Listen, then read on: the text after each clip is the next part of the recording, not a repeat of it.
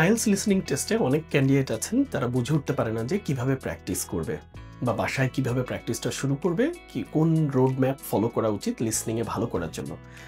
Maximum candidates দেখা যায় যেটি করে যে একটা ফুল 40টা কোয়েশ্চেনের একটা পরীক্ষা দিয়ে আনসারগুলো চেক করে এবং আলটিমেটলি কেউ ফ্রাস্ট্রেটেড হয়ে যায় বা কেউ বুঝে উঠতে পারে না যে কিভাবে প্র্যাকটিস করব। তাদের জন্য এই ভিডিওটি। আপনি সিম্পলি যেটা করতে পারেন, যেকোনো একটা কেমব্রিজ বই নিয়ে আপনি দেখবেন যে একটা বইয়ে 4টা ফুল টেস্ট আছে এবং প্রত্যেকটা টেস্টেরই কিন্তু 4টা পার্ট আছে। আমরা জানি যে লিসেনিংয়ের সাধারণত পার্টগুলোতে গ্র্যাজুয়ালি ডিফিকাল্ট হয়। পার্ট 1 ইজি, তারপরে একটু টাফ, তারপরে আরও বেশি টাফ এবং পার্ট 4 হচ্ছে সবচেয়ে কঠিন। তো আপনি যেহেতু শুরু করছেন প্র্যাকটিস এবং প্রথমেই আপনার উচিত না যে ফুল লেন্থের একটা টেস্ট দেওয়া। সেক্ষেত্রে আপনি পার্ট বাই পার্ট শুরু করতে পারেন। পার্ট 1 6 থেকে 7 মিনিটের একটা অডিও, আপনি ফুল একটা এনভায়রনমেন্ট তৈরি করবেন বাসায় এবং এটির পরীক্ষা দিবেন। পরীক্ষা দেওয়ার পরপরই যে কাজটি করবেন না, আনসার চেক করবেন না। আপনি যদি সবগুলো পারেন দ্যাটস ফাইন, বাট স্টিল কিছু জায়গায় তো আপনার বুঝতে একটু স্ট্রাগল হচ্ছিল বা আপনি বুঝে উঠতে পারেননি এক্স্যাক্ট ওই ওয়ার্ডটা কি। সেই জায়গার ক্ষেত্রে আমি বলবো যে আপনি টেস্টটা আবার দেন।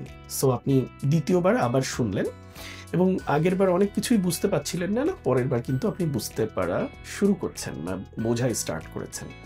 থার্ড টাইমে যেটি করবেন, স্টিল আপনি আনসার দেখবেন না, আপনি বইয়ের পিছনে যে স্ক্রিপ্ট আছে প্রত্যেকটা লিসেনিং টেস্ট, ধরে নেন টেস্ট 1 পার্ট 1, আপনি বইয়ের পিছনে গেলে স্ক্রিপ্টগুলো ম্যাচ করে অডিওটা প্লে করবেন এবং আপনি ম্যাচ করতে থাকবেন প্রতিটা লাইন। এখানে দেখবেন যে অনেকগুলো প্রোনাউন্সিয়েশন পাবেন যেগুলো আমরা ছোটবেলা থেকে বড় হতে গেলে একই রকম প্রোনাউন্সিয়েশন বলে আমরা বড় হইনি, এগুলো একটু ডিফারেন্ট। সো ওইগুলো আপনি আন্ডারলাইন করবেন এবং এর সাথে চেষ্টা করবেন যে ড্রিল করার বা শ্যাডোয়িং করার। সো এগুলা ওদের সাথে বলতে থাকবেন এবং আপনার প্রোনাউন্সিয়েশনগুলো ফিক্স করবেন। সো একই সাথে আপনার প্রোনাউন্সিয়েশন ফিক্স হচ্ছে। সো আপনি কিন্তু একটা অডিও প্রথমবার পরীক্ষা দিলেন, একটা পার্ট শুধু 6 থেকে 7 মিনিট, দ্বিতীয়বার আবার দিলেন।